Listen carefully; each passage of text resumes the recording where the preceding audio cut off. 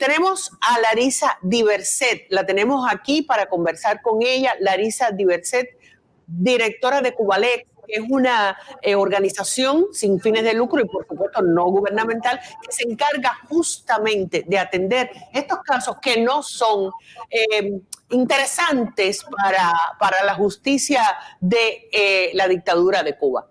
Hola Larissa, buenas tardes, ¿cómo estás? Muy bien, muchas gracias por la invitación y un placer estar con ustedes acá en el programa. Bueno, cuéntame, Larissa, ¿qué se ha podido saber, qué se ha podido hacer con respecto a este caso de la niña? Bueno, primero, disculpa, Larissa, primero para la gente, porque yo sé que aquí hay gente que está un poco igual que yo, explícanos primero qué cosa es Cubalex, o sea, exactamente para que la gente tenga una idea, y yo también, sinceramente, porque yo sé que ustedes están envueltos en la defensa de muchos presos políticos, pero sinceramente no sé qué es exactamente Cubalex. Ya.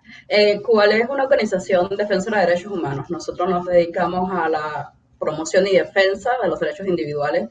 Damos asistencia legal a los ciudadanos en Cuba de forma gratuita, pero además participamos en la supervisión de las obligaciones internacionales del Estado cubano en Naciones Unidas y también ante la Comisión Interamericana.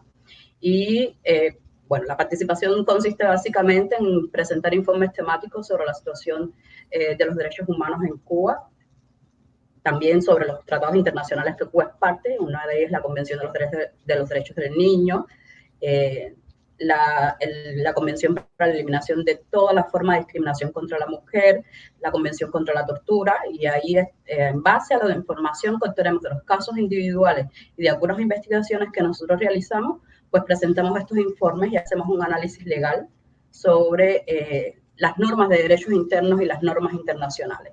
Básicamente es proveer asistencia legal a los cubanos desde el punto de vista del derecho internacional.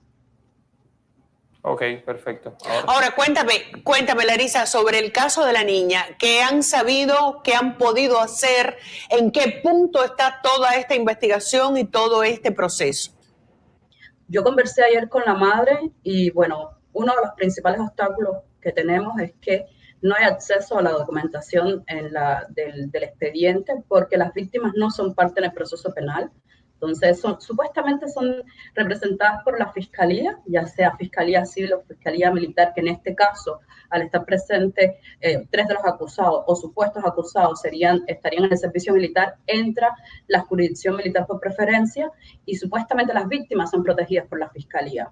Por supuesto, un conflicto de interés porque no se puede representar al Estado y a la víctima una sola persona no puede ejercer esa función, las dos funciones al mismo tiempo durante un proceso penal. Y lo que estuvimos nosotros indagando, cuál fue el procedimiento, especialmente el tratamiento que le dieron a la menor. Por ejemplo, el día de la denuncia, la policía a través de la mamá hizo preguntas y luego la niña tuvo que ir a un psicólogo y volver a hacer la historia. Ahí pues detectamos que la niña fue revictimizada.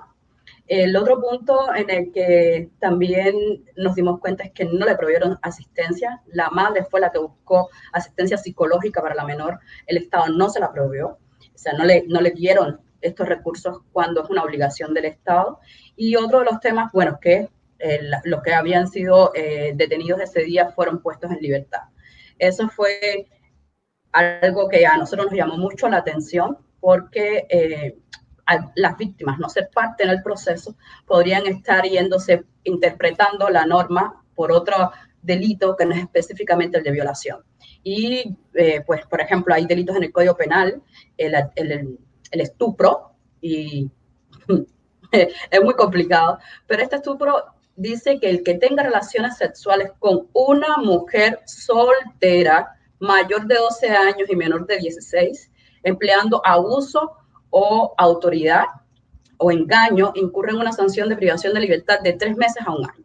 ¿No? Entonces aquí ya estamos viendo que a una niña de 12 años la están calificando como mujer soltera y que, bueno, el artículo no hace referencia específicamente al tema de la violencia, no hace ninguna referencia al acoso. Esta niña está en una red social que solo funciona en Cuba, es una red social que no, por eso no pudiste encontrarla porque solo es en Cuba. Entonces, nosotros por acá, fuera ya tenemos como que el conocimiento que los menores hay que protegerlos en el entorno de Internet, porque estarían expuestos a peligro. Sin embargo, en Cuba, por supuesto, el acceso a Internet se ha generalizado un tin más, no es completo, pero se ha generalizado, y el Estado no está adoptando medidas para proteger a los menores, ¿no? Entonces, también nos hemos enterado de que la niña ha sido sometida a descrédito, de que están circulando fotos y videos de ella, y además se le acusa, por ejemplo, de que la muchachita es, no sé, digamos, los términos, vamos a decirlo aquí, vamos a definirlo como coqueta, ¿no? Sí. Y que ya tenía relaciones sexuales previas y que la niña fue sola, pero hay que tener en cuenta de que era una menor. O sea, los menores, especialmente los adolescentes, son susceptibles de manipulación. Son un grupo especialmente protegido en el derecho internacional porque son fácilmente manipulables. Y es muy lamentable que muchas personas, incluso en redes sociales, en las publicaciones de esta noticia o de este hecho, estén responsabilizando a una menor cuando realmente es irresponsable, y todos los menores están sometidos a ese tipo de manipulación. De hecho, en los abusos sexuales... Claro que sí.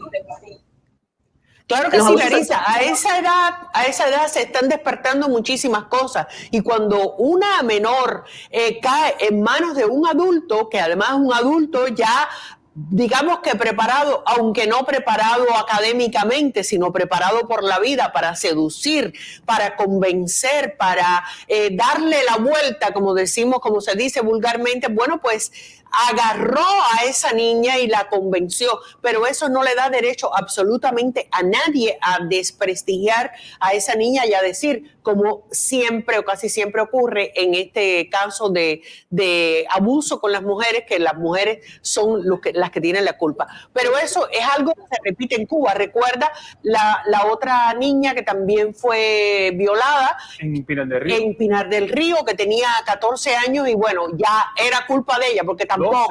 12 años era 12, o 14. 12.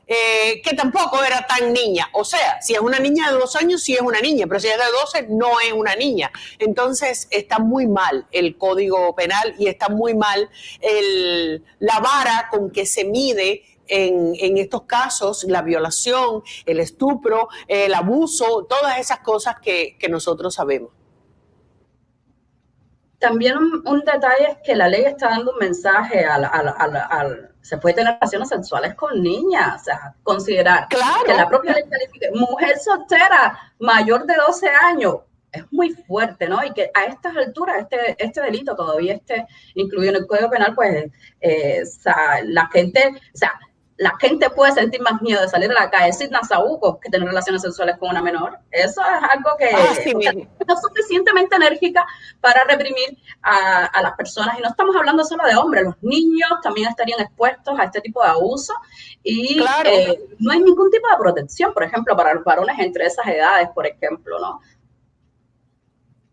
Así es, Larisa. Muchísimas gracias por haberte conectado con nosotros. Muchísimas gracias y por favor manténnos al tanto de este caso, cómo se va desarrollando. Gracias y seguimos en Cuba Primero.